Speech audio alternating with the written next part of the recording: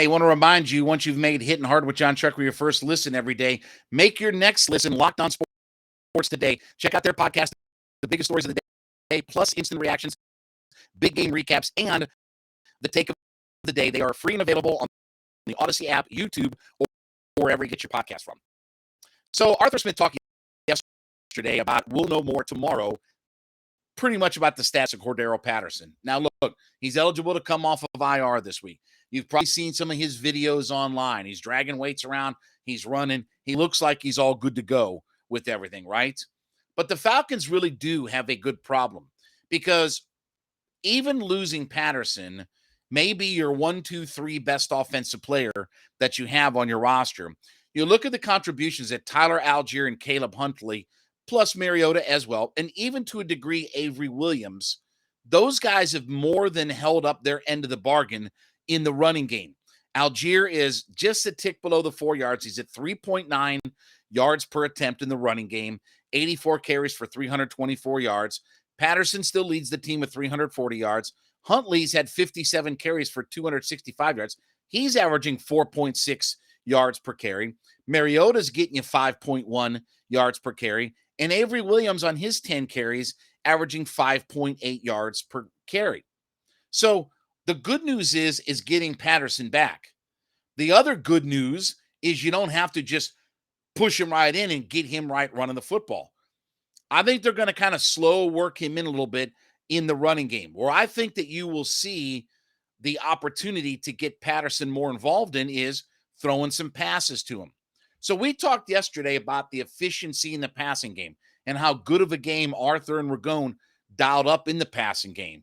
Quick, easy throws, one read, go, bop, bop, bop, not spending a lot of time in the pocket, right? Quick decision making, don't overthink it, read, react, throw, right? That's what you can do with Patterson as well. He can be a valuable asset in the passing game.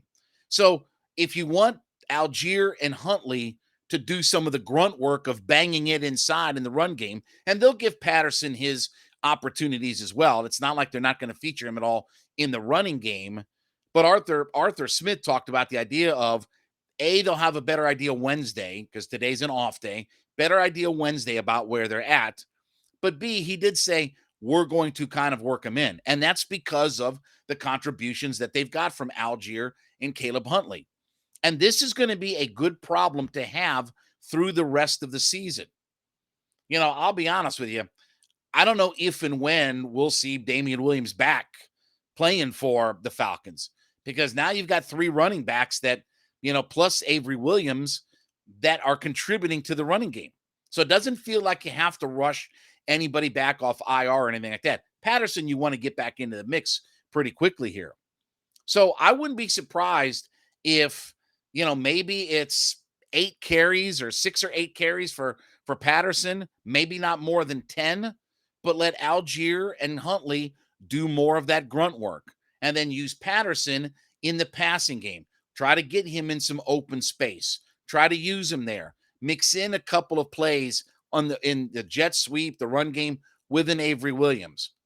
But this is a really good problem to have. And we looked last year, you know, when we thought Mike Davis and Patterson carrying the load, and Mike Davis really couldn't give a whole lot of contributions. He just, 3.5 yards a carry, just never could get going in the running game. Huntley really spent last year on the practice squad, didn't really do anything for this team. So seeing Algier, who they drafted out of BYU, seeing Caleb Huntley be a part of all this. We knew Mariota was going to be a part of the running game. But you have to be impressed by the job that Huntley and Algier have done to hold up their end of the bargain in the running game. Now, what does that tell you? Well, one is obviously, for lack of a better term, if you've been able to plug and play with your running backs, that means your offensive line has played pretty well. And it's not coincidence that the Atlanta Falcons are a top 5 run blocking graded team in the league. If you look at Pro Football Focus's grade rankings, the Falcons are 5th in the NFL as far as their run blocking grade goes. Lindstrom has been outstanding this year. Elijah Wilkinson is a huge upgrade at left guard. And while Dahlman's had his issues, Jake Matthews has been solid. Even Caleb McGarry has been better this year, and it plays to Caleb McGarry's strengths when it comes to the run game. Grab a guy and lock him and hold him up. That's McGary's strength. And what's going to be interesting, I hate to say this, but be interesting that maybe McGary's working himself into, we'll talk about that later on in the year as we got to get past the halfway point and everything like that. But the Falcons have a good problem on their hands with what to do in the running game. So you don't have to force him back in quickly. You don't have to overload him. And I know he wants to get back. You saw the videos, like he's ready and eager to get back. And he'll be back. I mean, unless he's had a setback that we don't know about, I expect him to practice tomorrow. I expect him to practice through the rest of the week. You don't have to travel this week either. So that's another good thing, is you're staying at home against the Chargers, right? So you're not on the road or anything like that. So he's going to sleep in his own bed all the way up till game time and everything. So this is becoming a good problem of multiple guys in the backfield that they have to find a way to use. And I wonder if like I said, if you can get Patterson more involved in the passing game, that's one more guy, because look, the way that their passing game is starting to develop, quick throws, quick read, short routes, get ball in guys' hands and let them go get the yards after catch. We saw that with Pitts. We've seen that with London. And I expect that we'll see that with Patterson as well. So, look, the Falcons will have to make a roster move and all that when they activate Patterson. But I would be immensely surprised if they put Huntley back down on the practice squad, because let's be honest, you put him on the practice squad, somebody's probably going to go claim him. Somebody's probably going to poach him off the roster, because he's proven that you could put him on a 53-man and he can be effective.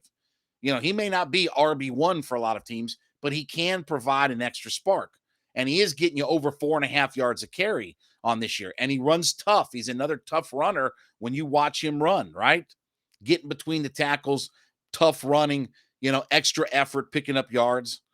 So the Falcons are finding themselves in a really good problematic situation. They've got too many guys to carry the football. Now, how often have we said that over the last handful of years, right? Over the last couple of decades, it was usually one main back and that was it. And you got very little contributions. Jason Snelling was a guy, that you got little bits and pieces here from and this and the other. But you had Warwick, you moved into the Michael Turner era, then you worked in the Devontae Freeman area. And that was the one stretch when they had Coleman that they felt like they could rely on Freeman and Coleman as sort of a two-headed monster. But even then, Freeman got the majority of the carries. So it'll be interesting to see how they work Patterson back in this coming weekend. I expect him to maybe have about 6 to 8 carries, maybe 3 or 4 receptions in the game, get some targets in the passing game, work him back in. But I still think the bulk in the workload is going to be about Algier, Huntley, and Mariota, at least for maybe this week and potentially next week, before they full bore get Patterson heavy duty back into being really full-time RB1 out of all of it. I want to talk about my friends over at Built Bar. Listen, head to built.com today. We're all looking for those low-carb, low-sugar, high-protein snacks, right? We've talked before on the show about the protein-infused marshmallow puffs, right? So if you're looking for something a little bit different, or you're looking for that ideal snack with lots of flavor to it, head to built.com today. Check out their wide menu of different products. I've told you before, I really like the mixed berry. I really like the coconut stuff. I enjoy coconut very much.